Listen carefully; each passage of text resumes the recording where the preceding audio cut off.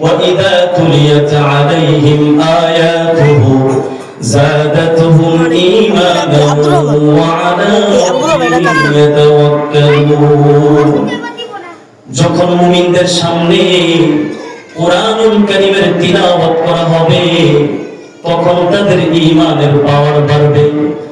এজন্য ইহুদ আর কামুল কুকুর, ইহুদ আর নাসারা চায় না মুসলমানদের সামনে কোরআন তিলাওয়াত করা হোক। এই কারণে মুসলমান আপনি নিজেও কোরআন পড়বেন, অন্যদেরকেও পড়াবেন, নিজেও কোরআন শিখবেন, সন্তানদেরকেও কোরআন শেখাবেন।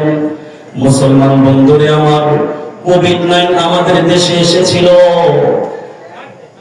কোভিড-19 করোনা যখন আমাদের সামনে আসলো, আমরা তো সকলেই জানি এই ঘটনা ইউটিউব ফেসবুকে ভাইরাল হয়েছে। কোন ঘটনা? বলে কিয়ামতের চিত্র আল্লাহ পাক দুনিয়ার মাঠে আমাদেরকে দেখাইছেন। কি বিষয়টা মুসলমান বন্ধুরে আমার? করোনার সময় আমরা দেখলাম হাসপাতালে অসুস্থ, বিছানায় কাতর, বেমার, অসুস্থ হয়ে মানুষ বিছানায় পড়ে আছে, ডাক্তার রোগীর কাছে যায় নাই। মুসলমান বন্ধুরে আমার, মানুষ তো চিনবে না, ভাই তার ভাইকে চিনবে না। এটা তো দুনিয়ার চিত্র না, এটা হলো আখিরাত কিয়ামতের চিত্র। ভাই তার ভাইকে চিনবে না, এটা দুনিয়ার চিত্র না, এটা কিয়ামতের চিত্র। এটা দুনিয়ার দৃশ্য না, এটা কিয়ামতের দৃশ্য।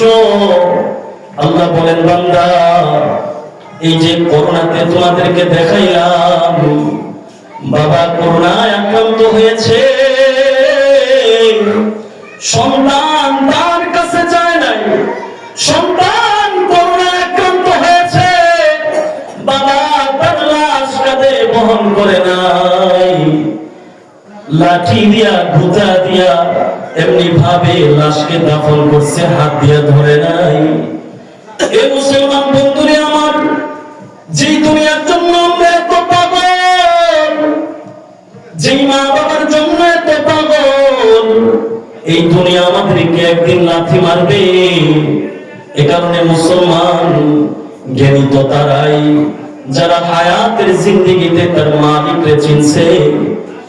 এই 70-80 বছরের জিন্দেগি যারা আমল করে করে, নেক আমল করে করে তার রবের সাথে সম্পর্ক করেছে, ওরাই তো সর্বশ্রেষ্ঠ জাতি আর জ্ঞানী। মুসলমান বন্ধুরে আমার, যে কথাটা বলতেছিলাম, কোরআন আমাকেও পড়তে হবে, আমার সন্তানদেরকেও শেখাতে হবে। যদি জিজ্ঞাসা করেন হুজুর কেমন